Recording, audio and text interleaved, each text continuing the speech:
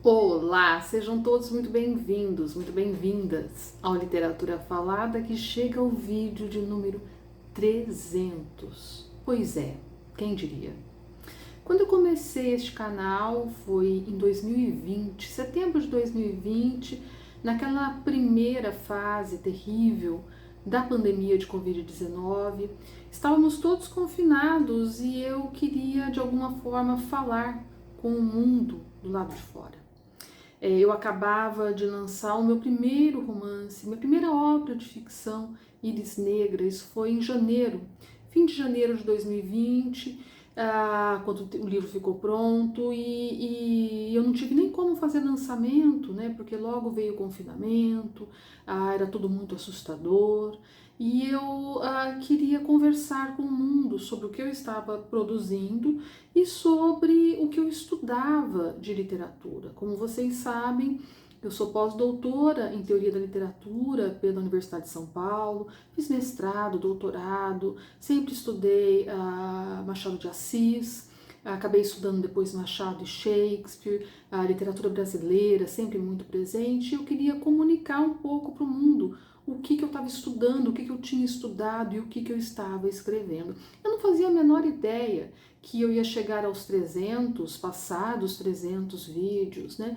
Era só um impulso de começar.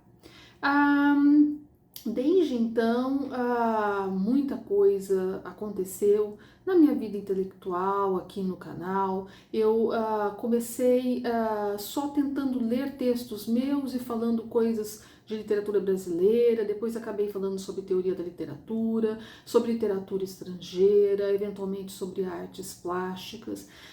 Desde então eu publiquei um outro livro acadêmico que se chama Uma Linhagem Capitu. Publiquei o meu primeiro livro de contos, 10 Minutos no Museu, que saiu em 2023. Publiquei vários contos esparsos e um ou outro poema. Eu aproveito aqui o vídeo de número 300 para falar algumas peculiaridades, particularidades, para inclusive trazer uma novidade para vocês em primeira mão. Eu vou lançar no segundo semestre o meu primeiro livro de poemas. Ele se chamará Definição, é claro que uma ironia com relação a todas as definições de objetos, linguísticas, pessoais, uma viagem muito pessoal ao mundo dos sentidos e dos significados que eu realizei ao longo de algum tempo. É um livro que será editado, está sendo editado pela editora Talp. Toma aí um poema. E é uma honra minha, para mim, estar aí no catálogo deles, né?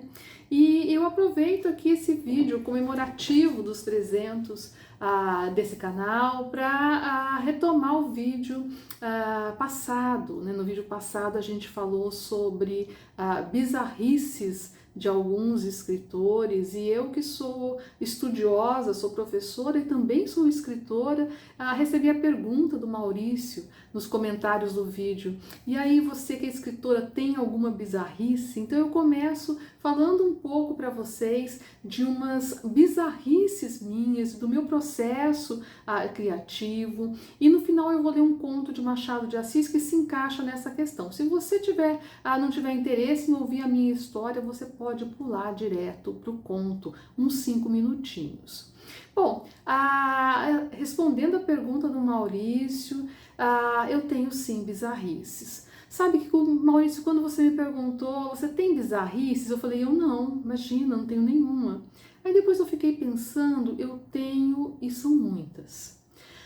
Primeiramente, que eu sou uma pessoa muito que tem um determinado ritmo forte de trabalho. Então, eu impreterivelmente acordo às 6h10 da manhã e venho para o computador com a minha xícara de café. É o meu melhor horário, e é o meu melhor horário, o horário favorito do meu dia, que é esse despertar, esse arzinho da manhã, essa xícara de café quente e o meu computador. É a melhor hora para eu pensar. Às vezes eu estou em algum lugar agradável à noite ou prestes a dormir e eu me sinto super animada. Eu falo, nossa, amanhã de manhã, 6h10 da manhã, eu vou estar lá criando alguma coisa, escrevendo alguma coisa. Outras bizarrices, eu tenho muito mais coisas escritas do que publicadas, especialmente, na verdade, principalmente na área da ficção. Os estudos acadêmicos eu tenho coisas que eu não publiquei ainda, mas digamos que 80 a 90% está publicado.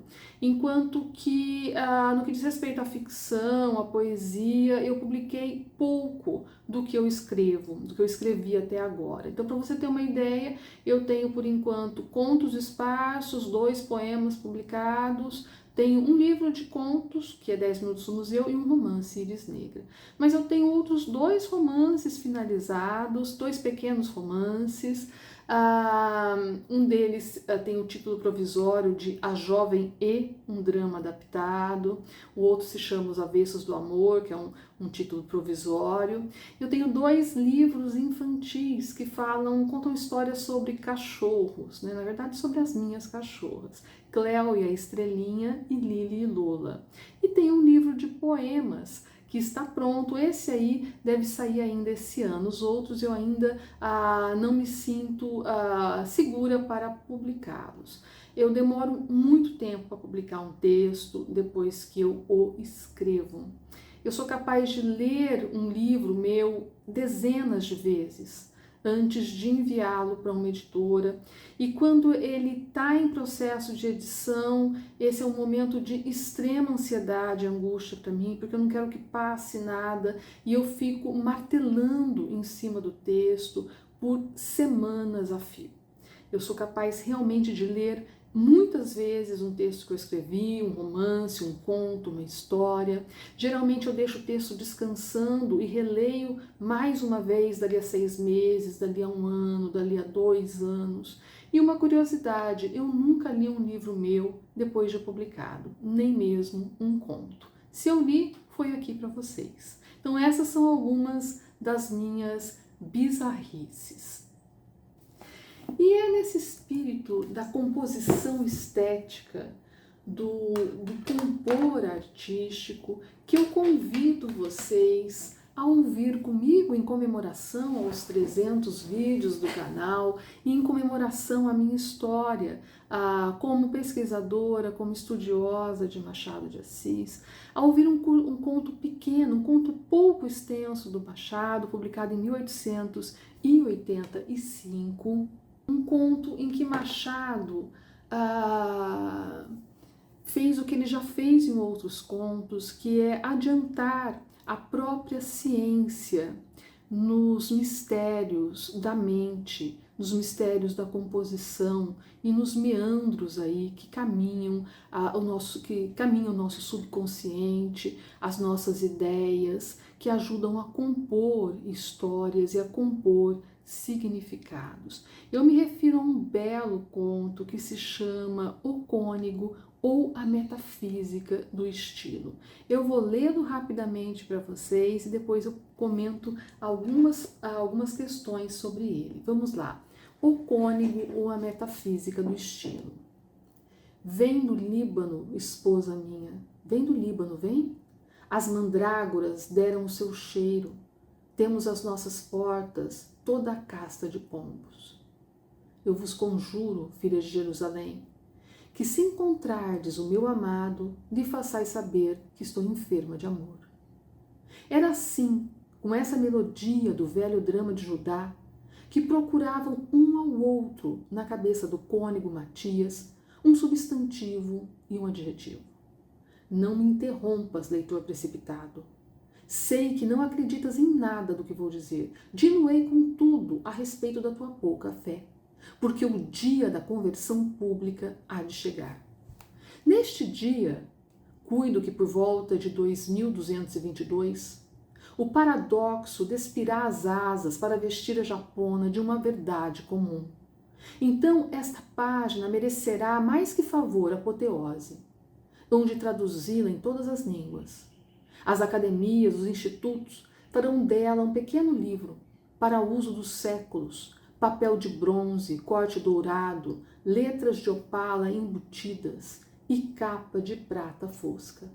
Os governos decretarão que ela seja ensinada nos ginásios e liceus. As filosofias queimarão todas as doutrinas anteriores, ainda as mais definitivas, e abraçarão esta psicologia nova, única, verdadeira, e tudo estará acabado. Até lá, passarei por tonto, como se vai ver. Matias, cônego honorário e pregador efetivo, estava compondo um sermão quando começou o idílio psíquico. Tem 40 anos de idade e vive entre livros e livros para os lados da Gamboa. Vieram encomendar-lhe o sermão para certa festa próxima. Ele que se regalava, então, com uma grande obra espiritual chegada no último paquete, recusou o encargo, mas instaram tanto que aceitou. Vossa Reverendíssima faz isso brincando, disse o principal dos festeiros. Matias sorriu manso e discreto, como devem sorrir os eclesiásticos e os diplomatas. Os festeiros despiram-se com grandes gestos de veneração e foram anunciar a festa nos jornais, com a declaração de que pregava o Evangelho cônego Matias, um dos ornamentos do clero brasileiro. Este ornamento do clero tirou ao cônego a vontade de almoçar, quando ele o leu agora de manhã, e só por estar ajustado é que se meteu a escrever o sermão. Começou de má vontade, mas no fim de alguns minutos já trabalhava com amor. A inspiração com os olhos no céu e a meditação com os olhos no chão. Ficam a um e outro lado do espaldar da cadeira, dizendo ao ouvido do cônego 1000 coisas místicas e graves. Matias vai escrevendo, ora devagar, ora depressa. As tiras saem-lhe das mãos animadas e polidas. Algumas trazem poucas emendas ou nenhuma. De repente, indo escrever um adjetivo, suspende-se. Escreve outro e risca-o, mais outro que não tem melhor fortuna. Aqui é o centro do idílio, subamos a cabeça do cônego. Upa, cá estamos. Custou-te, não, leitor amigo? É para que não acredites nas pessoas que vão ao Corcovado e dizem que ali a impressão da altura é tal que o homem fica sendo coisa nenhuma. Opinião pânica e falsa, falsa como Judas e outros diamantes. Não creias tu nisso, leitor amado. Nem Corcovados, nem Himalaias valem muita coisa ao pé da tua cabeça, que os mede. Cá estamos. Olha bem que é a cabeça do cônego. Temos a escolha um do outro dos hemisférios cerebrais, mas vamos por este, que é onde nascem os substantivos. Os adjetivos nascem da esquerda. Descoberta minha, que ainda assim não é a principal, mas a base dela, como se vai ver. Sim, meu senhor, os adjetivos nascem de um lado e os substantivos de outro, e toda a sorte de vocábulos está assim dividida por motivo da diferença sexual. Sexual? Sim, minha senhora, sexual. As palavras têm sexo. Estou acabando a minha grande memória psicolexicológica em que exponho e demonstro essa descoberta. Palavra tem sexo. Mas então, amam-se umas às outras? Amam-se umas às outras e casam-se. O casamento delas é o que chamamos de estilo. Senhora minha, confesse que não entendeu nada. Confesso que não. Pois entre aqui também na cabeça do cônego. Estão justamente a suspirar deste lado. Sabe quem é que suspira? É o substantivo de há pouco, o tal que o cônego escreveu no papel quando suspendeu a pena. Chama por certo adjetivo que lhe não aparece. Vem do Líbano, vem. E fala assim, pois está na cabeça de padre. Se fosse de qualquer pessoa do século, a linguagem seria de Romeu. Julieta é o sol, ergue-te, lindo dia. Mas em cérebro eclesiástico, a linguagem é das escrituras. Ao cabo, que importam fórmulas? Namorados de Verona ou de Judá falam todos o mesmo idioma, como acontece com o thaler ou o dólar, o florim ou a libra, que é tudo o mesmo dinheiro. Portanto, vamos lá por essas circunvoluções do cérebro eclesiástico, atrás do substantivo que procura o adjetivo. Silvio chama por Sílvia. Escutai, ao longe, parece que suspira também alguma pessoa. É Sílvia que chama por Sílvio. Ouvem-se agora e procuram-se. Caminho difícil e intrincado, que é este de um cérebro tão cheio de coisas velhas e novas. Há aqui um burburinho de ideias que mal deixa ouvir os chamados de ambos. Não percamos de vista o ardente Silvio que lá vai, que desce e sobe, escorrega e salta. Aqui, para não cair, agarra-se a umas raízes latinas, ali aborda-se a um salmo, acolá monta num pentâmetro e vai sempre andando, levado de uma força íntima a que não pode resistir. De quando em quando, aparece-lhe alguma dama, de adjetivo também, e oferece-lhe as suas graças antigas e novas. Mas por Deus, não é a mesma, não é a única, a destinada ab eterno para este consórcio. E Silvio vai andando à procura da única. Passai olhos de toda cor, forma de toda casta, cabelos cortados à cabeça do sol ou da noite. Morreis sem eco, meigas cantilenas, suspiradas no eterno violino. Silvio não pede um amor qualquer. Adventício ou anônimo, pede um certo amor nomeado e predestinado. Agora não te assustes, leitor, não é nada. É o cônego que se levanta, vai à janela e encosta-se a espairecer do esforço. Lá olha, lá esquece o sermão e o resto. O papagaio em cima do puleiro, ao pé da janela, repete-lhe as palavras do costume e no terreiro o pavão enfuna-se todo ao sol da manhã. O próprio sol, reconhecendo o cônego, manda-lhe um dos fiéis raios a cumprimentá-lo. E o raio vem e para diante da janela. Cônego ilustre, aqui venho trazer os recados do sol, meu senhor e pai. Toda a natureza parece assim bater palmas ao regresso daquele galé do espírito. Ele próprio alegra-se, entorna os olhos por esse ar puro, deixa-os ir fartarem-se de verdura e fresquidão ao som de um passarinho e de um piano. Depois fala ao papagaio, chama o jardineiro, assoa-se, esfrega as mãos, encosta-se, não lhe lembra mais nem Silvio, nem Sílvia. Mas Silvio e Sílvia é aquele que se lembram de si, enquanto o cônego cuida em coisas estranhas. Eles prosseguem em busca um do outro, sem que ele saiba nem suspeite nada. Agora, porém, o caminho é escuro. Passamos da consciência para a inconsciência, onde se faz a elaboração confusa das ideias, onde as reminiscências dormem ou cochilam. Aqui pulula a vida, sem formas, os germens e os detritos, os rudimentos e os sedimentos. É o desvão imenso do espírito. Aqui caíram eles à procura um do outro, chamando e suspirando. Dê-me a leitora a mão, agarre-se o leitor a mim e escorreguemos também. Vasto mundo incógnito. Silvio e Sílvia rompem por entre embriões e ruínas. Grupos de ideias deduzindo-se à maneira de silogismos, perdem-se no tumulto de reminiscências da infância e do seminário. Outras ideias grávidas de ideias arrastam-se pesadamente, amparadas por outras ideias virgens. Coisas e homens amalgamam-se. Platão traz os óculos de um escrivão da Câmara Eclesiástica.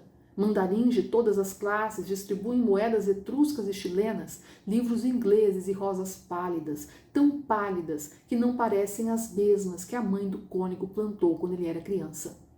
Memórias pias e familiares cruzam-se e confundem-se cá. Cá estão as vozes remotas da primeira missa, cá estão as cantigas da roça que ele ouvia cantar às pretas em casa, farrapos e sensações esvaídas, aqui em medo, ali em gosto, acolá em fastio de coisas que vieram cada uma por sua vez e que ora jazem na grande unidade impalpável e obscura. Vem do Líbano, esposa minha, eu vos conjuro, filhas de Jerusalém. Ouvem-se cada vez mais perto. Eis aí chegam eles às profundas camadas de teologia, de filosofia, de liturgia, de geografia e de história. Lições antigas, noções modernas, tudo à mistura, dogma e sintaxe. Aqui passou a mão panteísta de Spinozas escondidas, ali ficou a unhada do doutor Angélico, mas nada disso é Silvio nem Sílvia. E eles vão rasgando, levados de uma força íntima, afinidade secreta através de todos os obstáculos e por cima de todos os abismos. Também os desgostos hão de vir, pesares sombrios que não ficam no coração do cônego, cá estão, a laia de manchas morais, e ao pé deles o reflexo amarelo ou roxo, ou o que quer que seja da dor alheia e universal. Tudo isso vão eles cortando com a rapidez do amor e do desejo. Cambaleias, leitor? Não é o mundo que desaba, é o cônego que se sentou agora mesmo.